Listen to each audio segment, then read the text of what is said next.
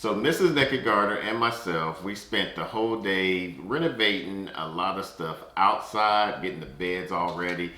And since we're trying to do a curb appeal, Mrs. Naked Gardener gave me the okay to purchase some starts.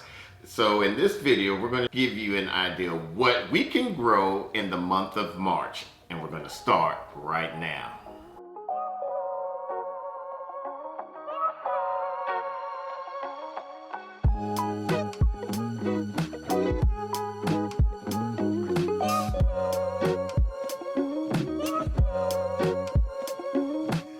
What's going on YouTube Gardening? This your boy Sydney from the Naked Gardener channel. In this video, we're going to show you what plants we will start right now if we were on our homestead in zone 8A. So we're going to break this down by flowers, vegetables, and herbs. We're going to start off with the flowers. Now for the flowers, we would definitely try to grow some asters. We definitely love to grow borage, and we will be starting those outdoors.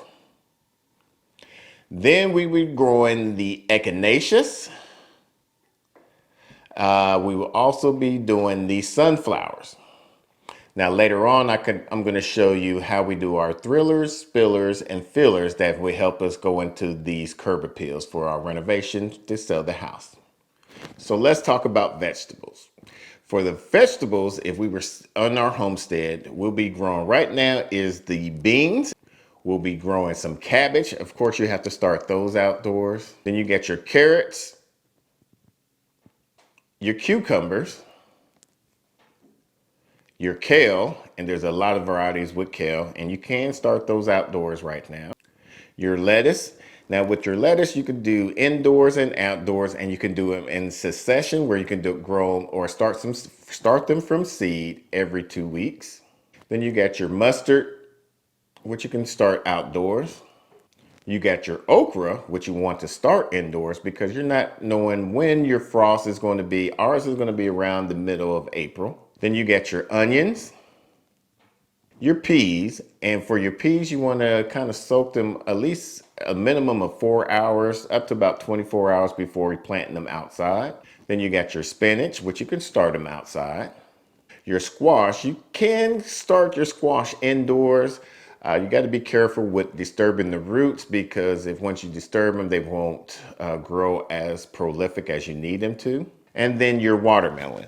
Now, if we were on our homestead right now, these are the seeds that we saved from the watermelon that Jess gave us from when we went to visit her last August at her farm there. And so these are something that we're going to try to grow.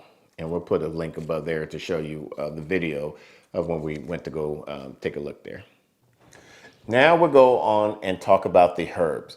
And then after that, we'll show you how we did the curb appeal with the thrillers, spillers, and fillers. Now, we'll start with the catnip. Our Sage the cat loves the catnip. When we dry it out and put it in some of his toys and his cardboard scratchy box things, whatever he used that for. He likes to eat it fresh out of the kitchen. Yeah, sometimes he'd like to even eat it fresh out of the container.